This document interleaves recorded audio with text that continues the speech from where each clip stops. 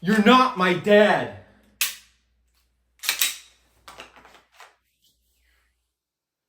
Listen, put my dog down.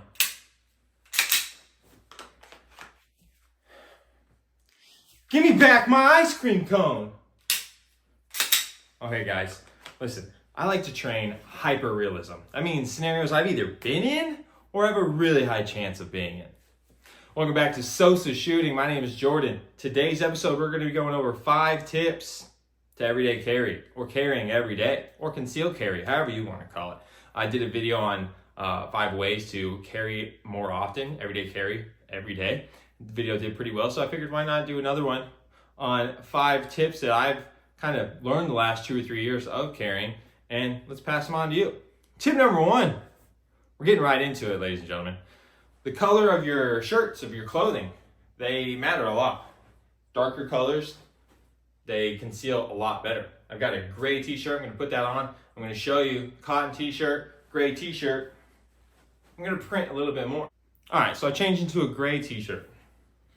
Now, with a good holster, I would still wear this, knowing I might print a little bit more, but it still conceals quite a bit better, or it still conceals pretty well. The black, it just prints a little bit more. Certain ways you move around, or if there's some wind, the gray or the lighter t-shirts are just gonna print a little bit more. Doesn't mean you can't wear them, but if you're going somewhere that you really don't want to print, or you're kind of subconscious about printing, stick to darker colors in the beginning. All right, sticking with the top or the shirt, when you conceal carry, the material of the shirts matter a lot. Honestly, a thicker wool or a thicker cotton, flannel, hoodies, the thicker material will not print near as badly as like a super thin material. The thinner materials, they'll lay and they'll curve to all the kind of features of your gun, and it'll print a lot better than a thicker material might just show like a pinpoint, a here and here and here, instead of showing the whole outline of the gun. So a lot of my fishing shirts, the SPF 50 super lightweight, super breathable fishing shirts, or my athletic shirts, a lot of times it's almost impossible for me, especially if they're a lighter color, it's almost impossible for me to conceal with one of those shirts, because if I do anything, I just feel like it prints really badly. And then last, for the shirts and for the kind of, what you're wearing to cover it up, size up. That's what I've done. Once I started doing that, I'm not really worried about printing as much, or worrying about the concealment as much, especially when you're like lifting your arms, or you're just you're at the grocery store, you're reaching for stuff. If you size up that one extra, it might not be as cool and as fit and, look quite as great. But for me, it conceals way better. I don't have to worry about it. And just the one exercise. If you're a large, go to an XL. For me, I'm XL, but I buy 2X now. And it doesn't really change a whole lot for me, besides makes it a little bit more baggy, but helps me conceal, and that's important for me. So I would say size up, darker colors, and thicker material. And I know for the summertime, that's probably not what you want to hear, but kind of you have to sacrifice a little bit to conceal carry. Those are my first 3 tips. All kind of have to do with your tops and actually concealing your weapon. Now, number 4, I have recently got into these, and what it is the wedge. A wedge on the back of your holster. So this is going to also help conceal, but for me, it's just kind of a comfort item. What it is, it's a soft foam. Instead of your body being against a hard plastic, it's a soft foam. It also helps you conceal because it's going to push, your body's going to push on this foam, and it's going to tilt your gun in towards your stomach instead of away from your, pushing out towards the t-shirt. So this foam has helped in concealment and also just comfortability. When I sit down and when I'm walking around, this foam wedge right here has just made it a lot more comfortable. So it's kind of a win-win. Helps conceal and it makes it more comfortable.